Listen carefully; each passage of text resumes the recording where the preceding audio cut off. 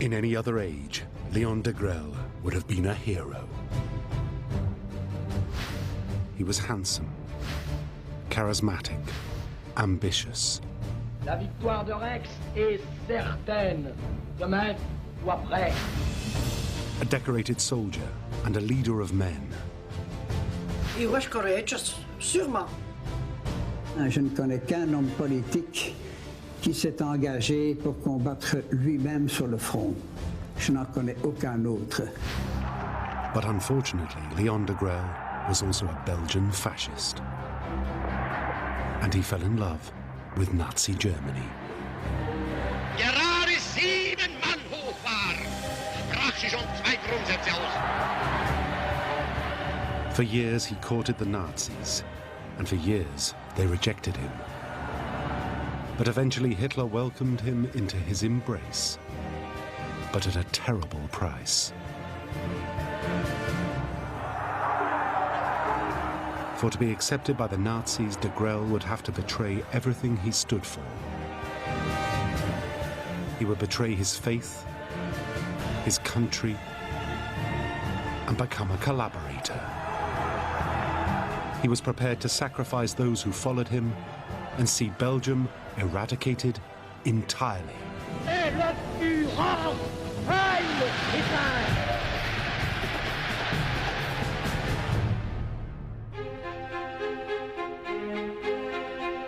Léon Degrelle was born in 1906 here in Bouillon, a small town in the heart of Belgium's Ardennes. His father ran a successful brewery business, and in the 1920s he underwent a strict Jesuit education. He later won a place to the Catholic University at Louvain, near Brussels, to study law.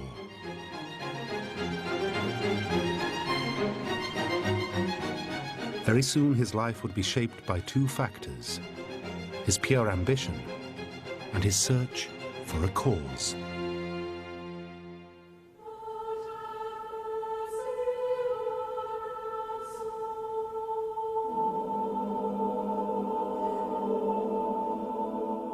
At first, it was the Catholic faith that attracted him. The young religious activist wanted to write about the church. So he became a journalist for Les Cahiers de la Jeunesse Catholique, and in 1930 became manager of Christus Rex, a religious publishing house.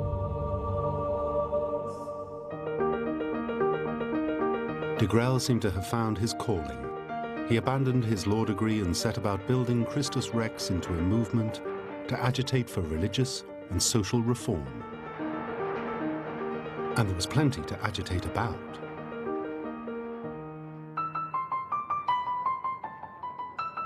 The Great Depression of the 1930s hit Europe hard. Belgium was no exception. Poverty, discontent, and social unrest spread across the continent. Far-left movements like communism were on the rise. A succession of short-lived coalitions failed to provide Belgium with stability and strong leadership. Degrelle thought the source of all these problems was a lack of religious faith and a decline in morals. There was a bigger problem too. Belgium's national identity was in crisis, and the country risked being torn apart.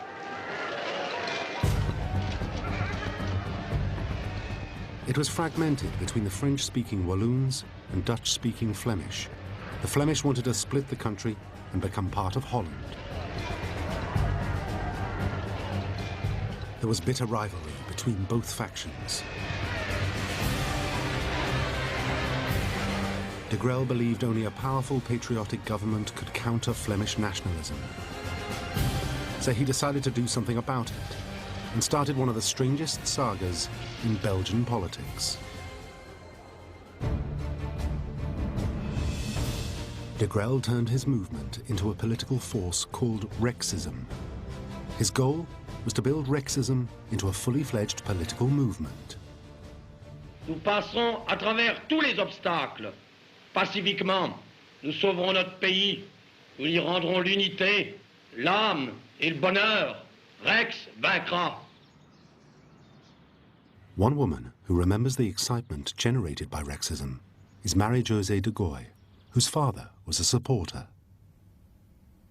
Mon père allait déjà aux réunions, mais j'entendais ce qu'il disait. Il disait que c'était chouette, que c'était un jeune qui enfin allait un petit peu bousculer la politique actuelle. Pour lui, c'était un chef. Degrelle used the Christus Rex machine to promote his message of social and religious reform via its newspaper, Le Pays Réel. The young leader hit the campaign trail to argue the case for stronger governance and a unified Belgium. He called for a Belgian new order. La victoire de Rex est certaine, demain ou après. Degrelle was undoubtedly a fine public speaker. People started to pay attention, especially traditional Catholic voters in search of a new choice. Je dois dire qu'il a d'abord été un tribun qui a attiré les foules, c'était pas croyable. Beaucoup de gens chrétiens et croyants, parce qu'au fond, il n'y avait que la gauche et la droite. Hein. Tout le monde était pour sauvegarder la morale chrétienne, je dirais.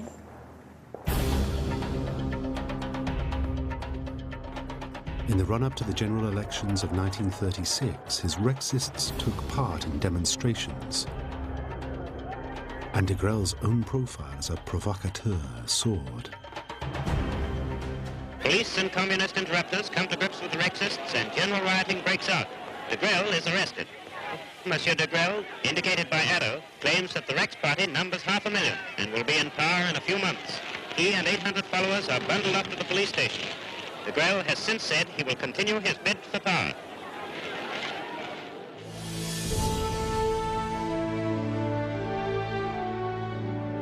The elections brought the Rexists success. Donc, je vous dis, il y a eu un engouement, comme une renaissance, mais fou. Moi, je n'entendais que parler Rex et même les amis de papa, beaucoup étaient enthousiastes. D'ailleurs, dans toutes les communes, il a eu tellement de beaux résultats que dans toutes les communes, il y a eu des bourgmestres rexistes. Though Degrelle didn't run for parliament himself, aged just 30, he had become a rising political star. As leader of a dynamic new force in parliament, his raw ambition was paying off. Quelques mois ont suffi pour que des centaines de milliers d'hommes fussent avec nous, fraternels, dans un don total. Le 24 mai 1936, 300 000 électeurs portaient aux chambres en un seul coup 33 parlementaires rexistes.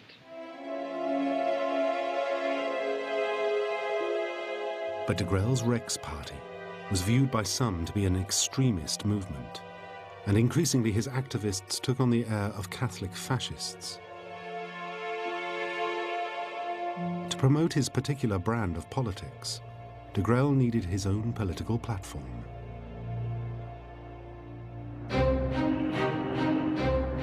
So he decided to become a member of parliament. He forced a Rexist politician to resign and triggered a by-election. Degrelle would fight for the parliamentary seat in Brussels in March 1937. The government, alarmed by the rise of extremism, had already tried to ban his Rex Party from the radio. Now, they seized their chance to humiliate him. The Catholic Prime Minister, Paul van Zeeland, stood against him. He hit at Degrelle's claim to speak for disenchanted Catholic voters. Then Cardinal Van Roy, the leader of the Belgian Catholic Church, pronounced that Rexism was a menace.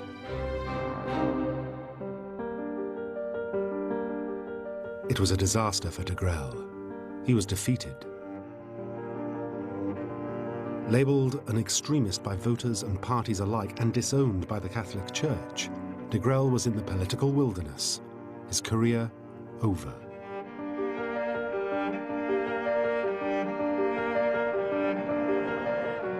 The Rexists lost public support and membership dwindled.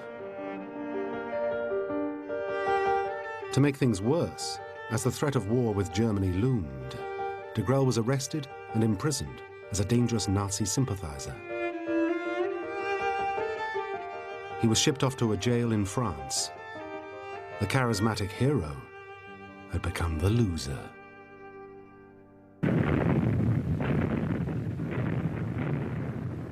Then came the war.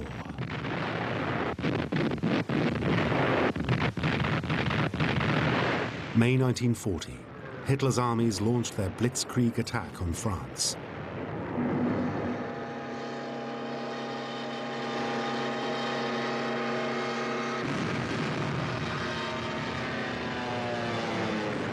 On the way, panzers sliced through Holland and Belgium. They destroyed everything in their path.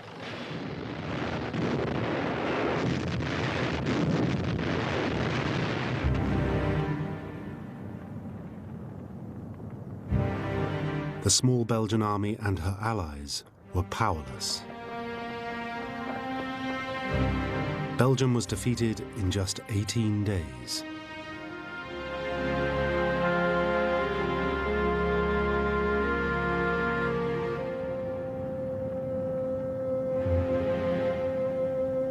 For the second time in a quarter of a century, the country had to endure occupation by Germany.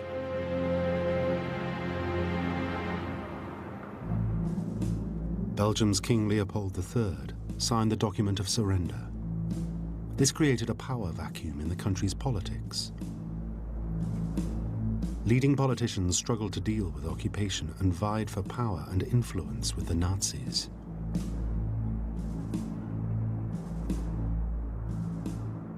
This should have been Degrelle's moment to step in and claim a stake in the new political landscape. There was just one problem. At the time, many thought he was dead, shot by the French in captivity. When news of Germany's invasion reached him in jail, he realized that if he was ever to create his vision of a new order, he had to get out of prison. Because back in Belgium, events were moving against him. The Germans imposed their own military administration under Eggert Rieder. Rieder then employed a classic divide-and-rule tactic. He decided to play the Dutch-speaking Flemish off against the French-speaking Walloons by recruiting key administrators from a Flemish nationalist party, the fascist VNV. The VNV were rivals to Degrelle's Rexists, and his party was out in the cold.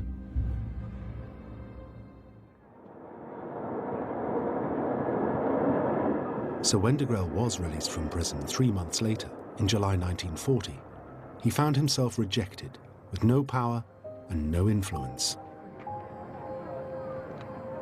But instead of turning against the Nazis, he resolved to make himself indispensable and prove he could be their man to lead Belgium.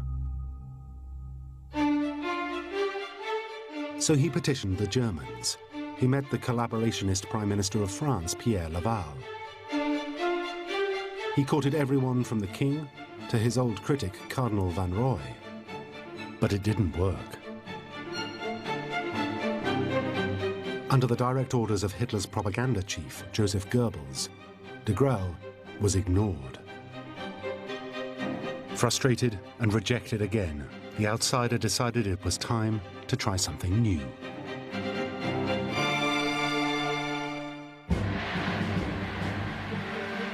As the sincerest form of flattery is imitation, that was what he did. Degrelle remodeled Rexism along purely fascist lines, the mirror image of the Nazis. The Nazis had a swastika.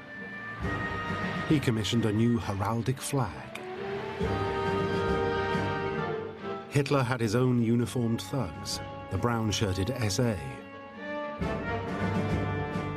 So Degrelle created Les Formations de Combat, his very own political enforcers. The Nazis rewrote German history and created their own cult-like ideology, where everyone swore allegiance to a great leader.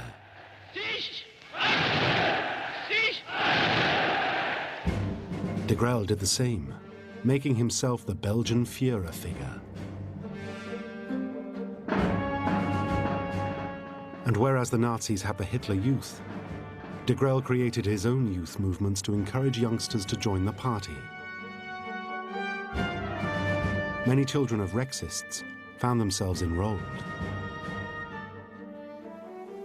Moi, j'avais 15 ans, et c'est alors que mon papa a dit, comme nous étions 3 filles, je vais vous mettre à la jeunesse parce que nous n'irons plus à la mer, peut-être pour plusieurs années. Et vous mettre dans un mouvement de jeunesse, ça vous fera du bien. Vous allez rencontrer des jeunes, et comme ça c'est bien, c'est une jolie distraction pour l'été. Je ne m'occupais pas de politique à ce moment-là, je le dis franchement. J'étais bien trop petite, j'étais bien trop jeune. J'allais à l'école avec mes petites soquettes blanches. To ingratiate himself with the Nazis even more, Degrelle didn't just adopt their external trappings. He adopted their rhetoric too. Jews, liberals, Freemasons, and especially communists all became targets. And in 1941, he went a step further. He categorically supported Nazi rule in writing, signing off an article with the words, Heil Hitler. Degrelle's desire for power had put him on the path of unlimited collaboration. But even now, he still wasn't taken seriously in Berlin. Goebbels described him as a fraud.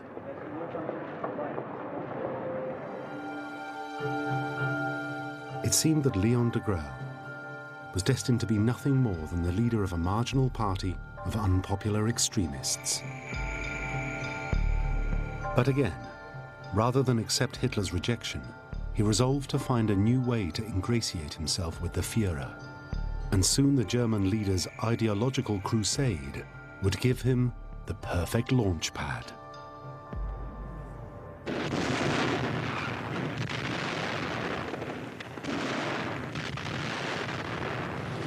June 1941. Hitler's armies launched Operation Barbarossa, the massive invasion of Russia along a 2,000-mile front. Hitler had vowed to crush the communist threat. Now, it was a reality. All over Europe, collaborationist regimes were providing volunteers to join the Führer's crusade.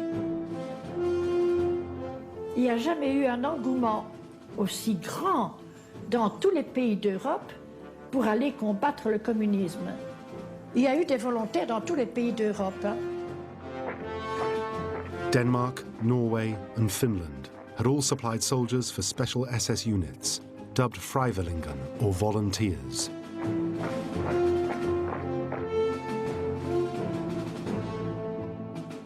In Belgium, Degrelle's great political rivals, the VNV, had been allowed to form a legion in June 1941.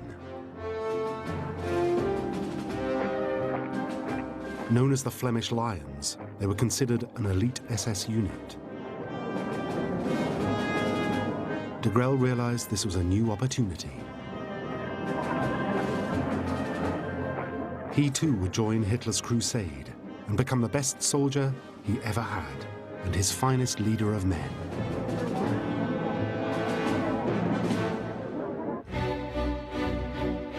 Degrelle's plan was to be so successful in battle that he could return to Belgium at the head of a conquering army. Then at last, he would have political credibility and ultimately power. But there was a snag. Degrelle had no military experience at all. So what he did next was truly astonishing. Degrelle handed the leadership of his party to a deputy, Victor Matisse, and enrolled as an ordinary foot soldier in the Nazi battle against communism.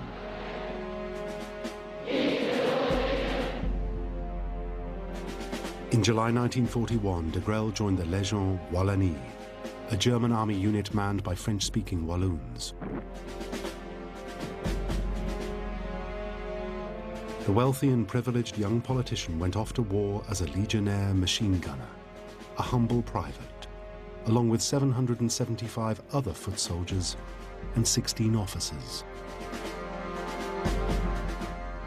Whilst Degrelle was motivated primarily by ambition, he was soon joined by other Walloons who felt ideologically compelled to combat communism.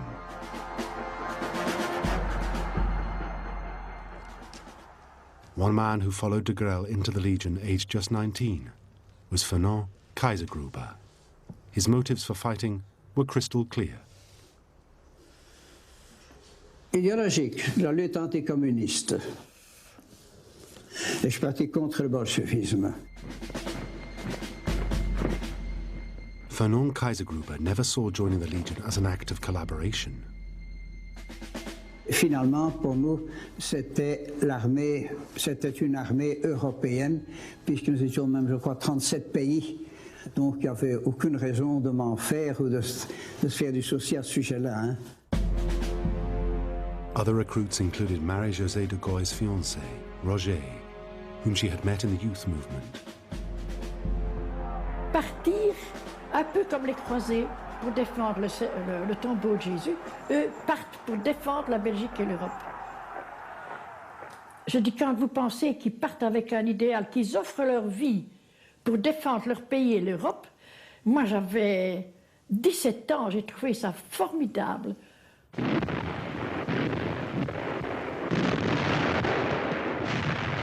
That winter, Degrelle and the Legionnaires got stuck into violent combat along the Russian front line.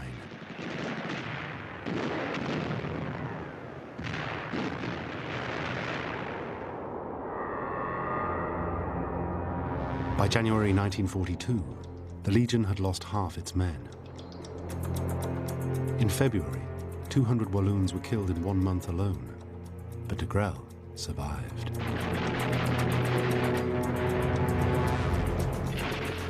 He was involved in more bitter fighting around the Mayas River in southern Russia. Outnumbered and cut off, the Legionnaires bravely blocked a huge Russian attack for 10 hours.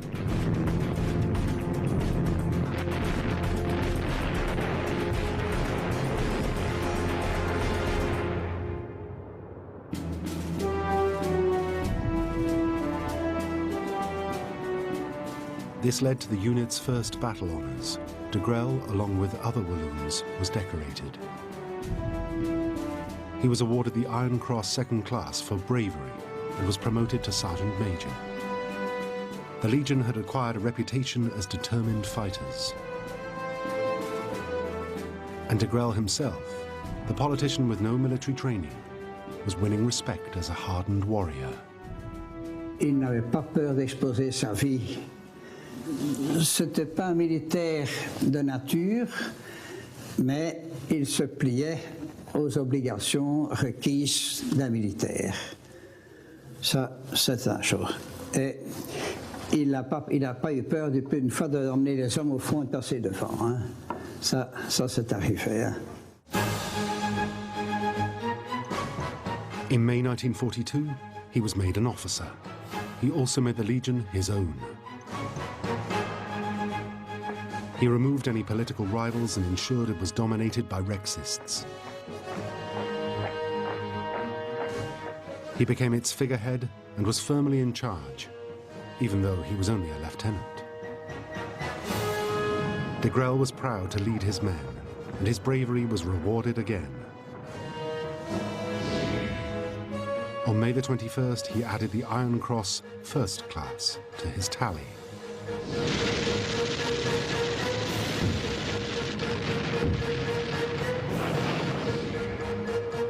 Three months later, he received the coveted Infantry Assault Badge, awarded only to those soldiers who had seen the whites of the enemy's eyes. He had cemented his position in the Legion and finally started to get noticed in Berlin. And Degrelle now became the Legion's main recruiting force.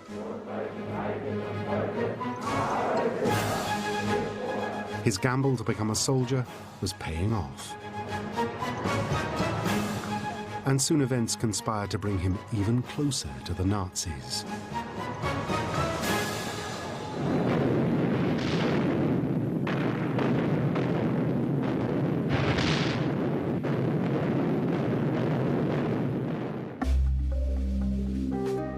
February 1943, Stalingrad, a defeat of epic proportions for the Nazis. 400,000 German troops were lost or captured. It was a hammer blow to Hitler's campaign in the East and the first major disaster of the war.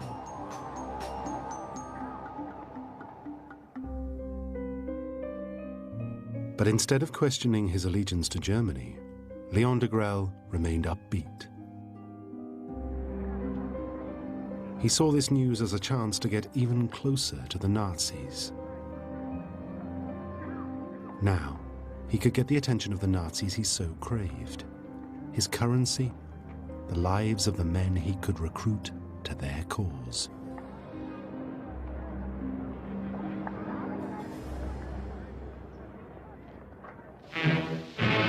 And so, on the back of his military record and the reputation of his Walloons, Degrelle set out to win the blessing of that most Nazi of organizations, Adolf Hitler's SS. The SS was Hitler's elite personal army. They had their own uniforms, the best military equipment, and they fought unswervingly for the ideology of Nazism. Watching over it all was Heinrich Himmler, leader of the force of 900,000 men. He made sure that the Germanic ethnic purity of the SS was maintained. He also developed the SS racial vision of a world united along purely Aryan lines.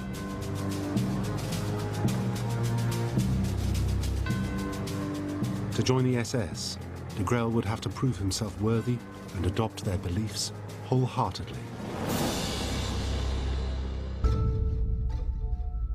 In May 1943, Degrelle was granted an audience with Himmler. He listened to the SS Reichsführer's vision of a greater German empire, Germania, a racially pure superstate of Germanic peoples, and Degrelle signed up for it. The fact that the Walloons spoke French and weren't Germanic hardly seemed to matter to either man. Instead, the former Belgian patriot agreed to carve up his country and cede Wallonia to the Reich. Belgium would be a thing of the past. It meant the death of his homeland and its subjugation to Hitler forever. At this point, Degrelle betrayed everything he had previously stood for. He had crossed the line and become a fully fledged Nazi. The SS Sturm Brigade Wallonie was duly formed in June 1943, numbering almost 2,000 men. For Fernand Kaisergruber, joining the SS did not bother him. De toute façon, je n'avais pas de raison d'être honteux, hein? Certainement pas. Je dis sincèrement, quand nous sommes passés à la SS, j'ai considéré, comme le plus grand nombre d'entre nous, que c'était, comment dirais-je, une promotion. Finally, all those years ingratiating himself with the Nazis had paid off. He now had that private army he had always wanted to lead. He had proven that he had leadership in his blood, and he had joined the ranks of the SS. But even that wasn't enough. He still hadn't received the adulation of the Führer himself. Soon, the perfect opportunity would present itself.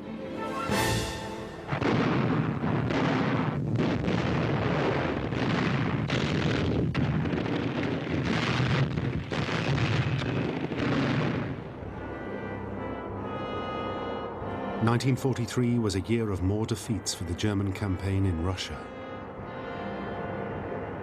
After the massive tank battle of Kursk, the Germans were on the retreat.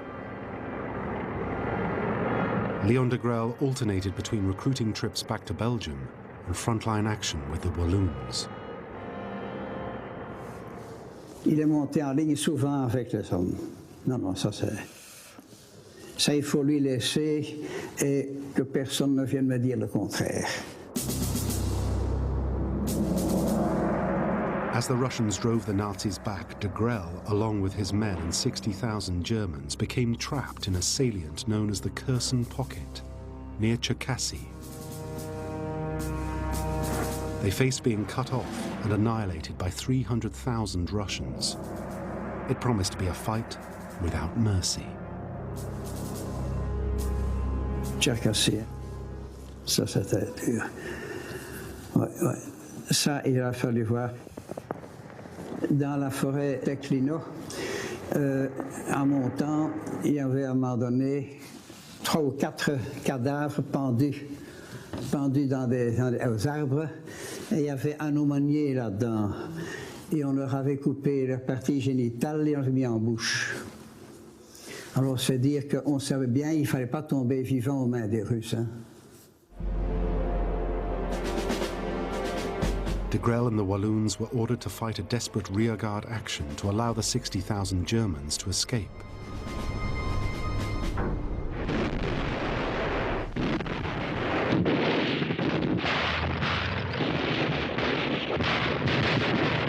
Il y avait un blessé allemand que j'avais vu bouger là, qui vivait encore, et un char russe qui l'écrasait, il est passé. Et je me souviendrai toujours, son bras était resté accroché dans sa manche à la chenille. Et cette chenille, chaque fois que je mangeais, bang, contre bang, pour la protection. Et quand le char est passé dessus, sa tête devenait rouge, comme si le sang sortait de ses pores, comme ça.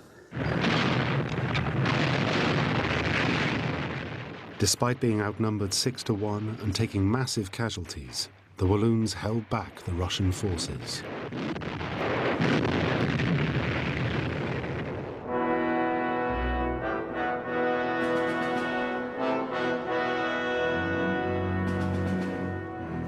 Quand nous sommes montés à Cherkasy, nous étions 2200 et nous sommes sortis à 632. Hein. 632 qui sont sortis vivants de là. The Walloons had saved the day, and the German units managed to escape. They had become heroes, and none more so than the wounded Léon Degrelle, who had survived the retreat.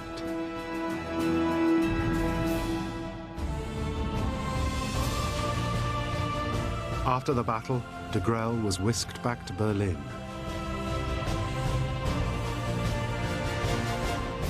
There, the Führer was waiting. As the cameras rolled, he awarded Degrelle the Knight's Cross, one of Germany's highest bravery awards. The former political write-off had become a super soldier. Degrelle was held up as the epitome of the true-blooded collaborator, a resolute believer in the Nazi cause. He had become their poster child.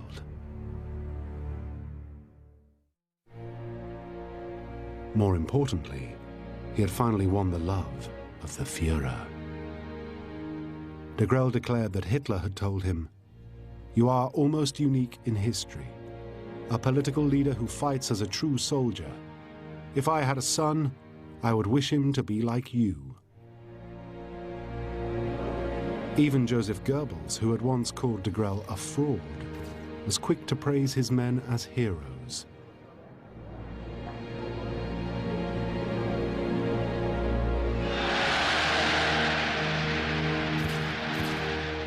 Degrelle was feted in Berlin and Paris, where he addressed a host of collaborators and sympathizers. He gave graphic accounts of the saving of the Kherson Pocket. But his proudest moment was yet to come.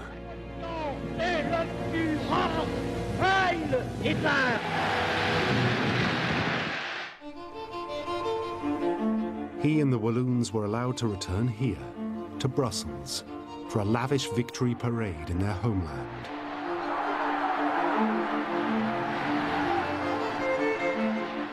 Léon Degrelle at last returned to the scene of his past failures, a hero, as he had always intended, at the head of a victorious army.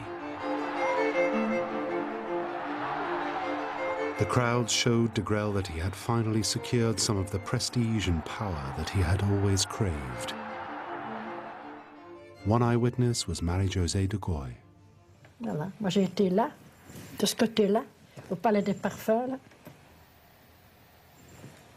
Un monde fou, la bourse était remplie jusqu'à la gare du Nord et la gare du Midi.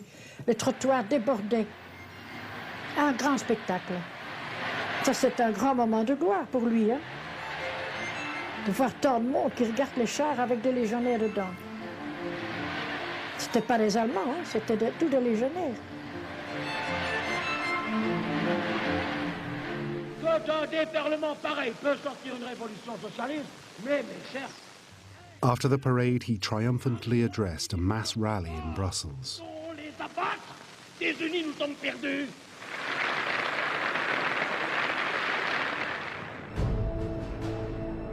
But despite this personal success, the war was going badly. And in reality, his popularity at home was a mirage. Then came news of the inevitable. The United Nations have bridged the English Channel on June the 6th, 1944, a date indelibly written in the annals of history by the armed forces of the free world. The fighting men of Britain, the Empire, and America embarked on the greatest amphibious operation ever undertaken. The D-Day landings were a first step towards the liberation of occupied France and Belgium.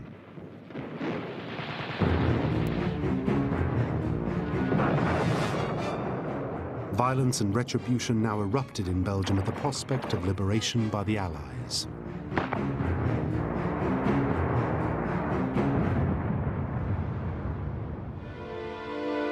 Degrelle's Rexists, along with other collaborators like the Flemish VNV, were now in the crosshairs of the resistance.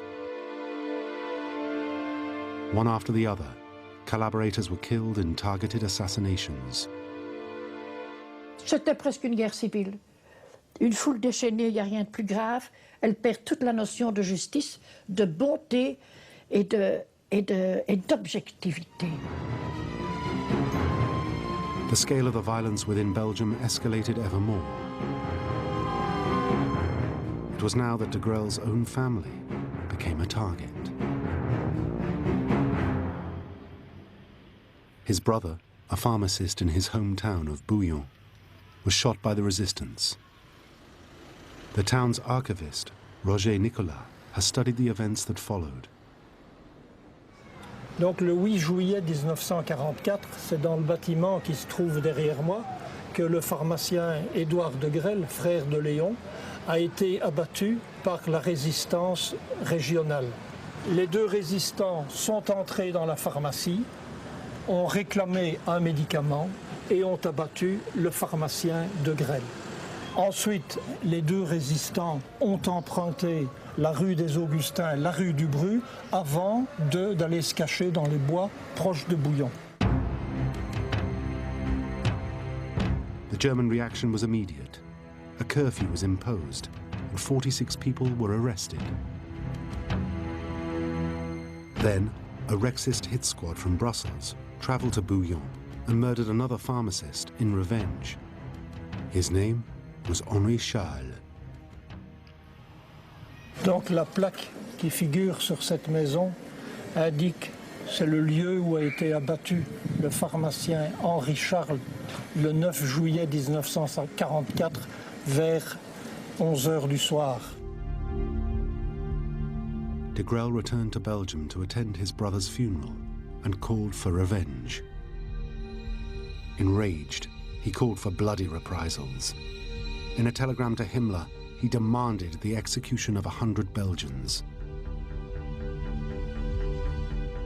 Though the request was ignored, the former politician had shown himself to be as ruthless as any German Nazi. In the end, his hometown endured the brunt of his rage.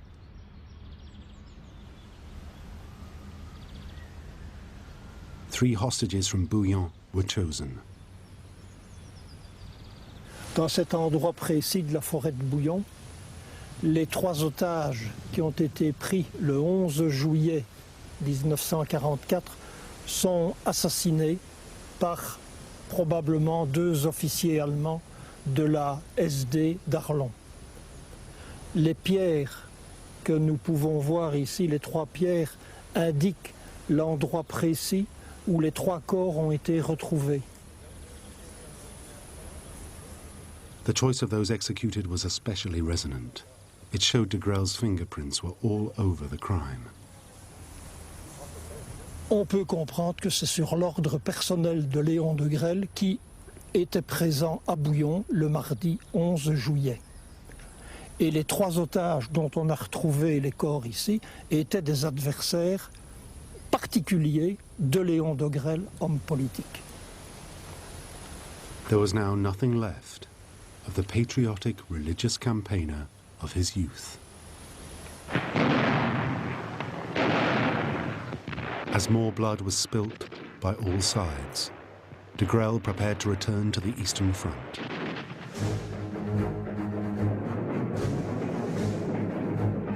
But even in these desperate times, he managed to recruit more Belgians to accompany him.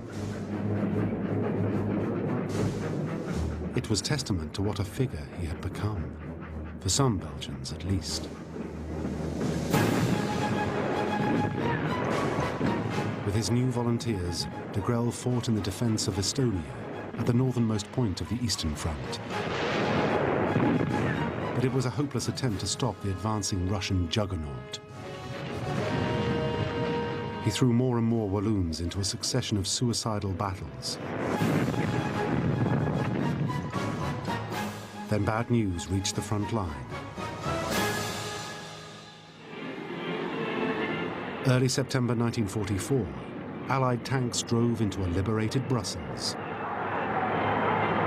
Fini la Kommandantur, fini la Werbestelle de la Porte de Namur, fini la Gestapo. In Belgium, any sympathizers or soldiers suspected of being Wallonian legionnaires were rounded up.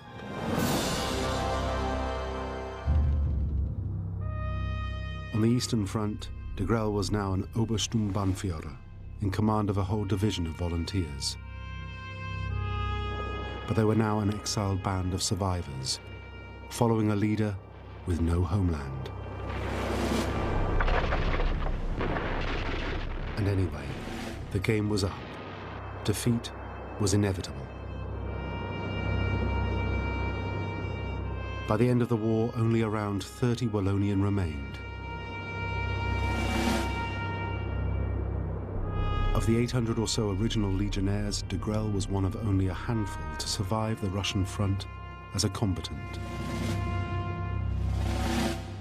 He had been wounded a total of 7 times in 4 years of combat. But this wasn't the end for Léon Degrelle. Far from it. It was time to devise another plan. In the end, it was typical Degrelle. He requisitioned a Heinkel bomber and took off for Spain, the last friend of fascism in Europe.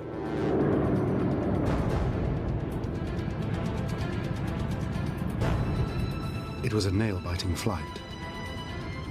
The Heinkel had just enough fuel to reach the coast and had to crash land. Degrelle was severely injured, but alive. The great survivor had survived again.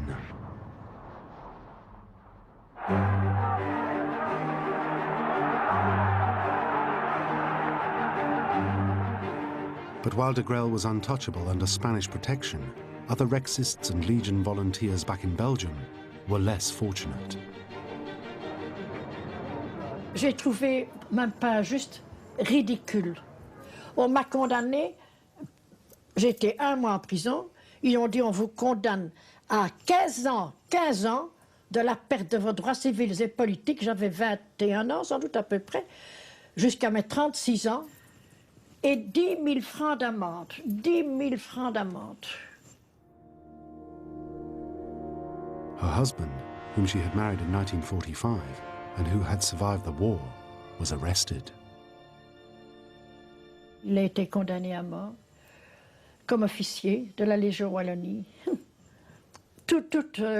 Les 2 ans qu'il a été condamné à mort, je pouvais aller le voir tous les 2 jours. Tous les 2 jours, 10 minutes.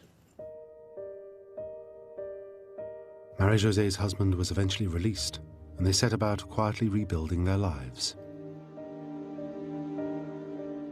But unlike many of his followers or former comrades, Degrelle was more vocal.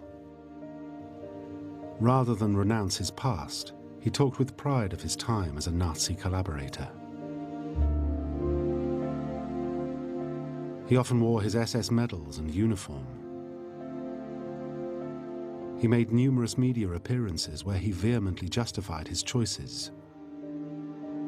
It was as if he were frozen in a past era. He continued to extol the racial theories and prejudices of the Nazis' ideology.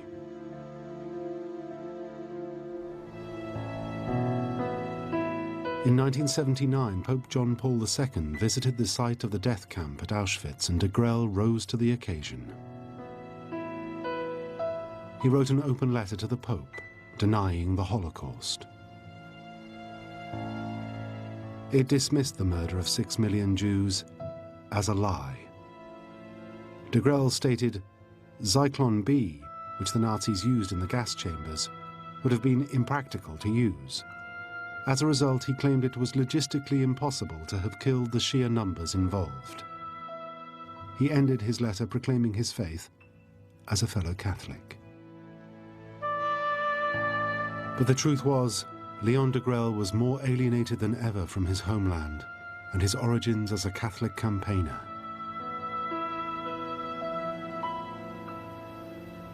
He had been sentenced to death in Belgium, and several attempts to extradite him had failed.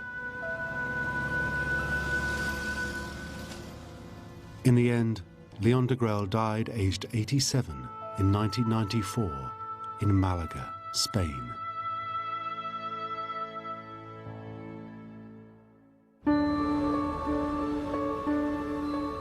Today, his legacy still divides Belgium.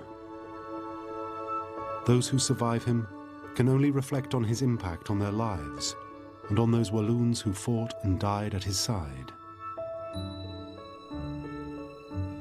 Remarquable et admirable.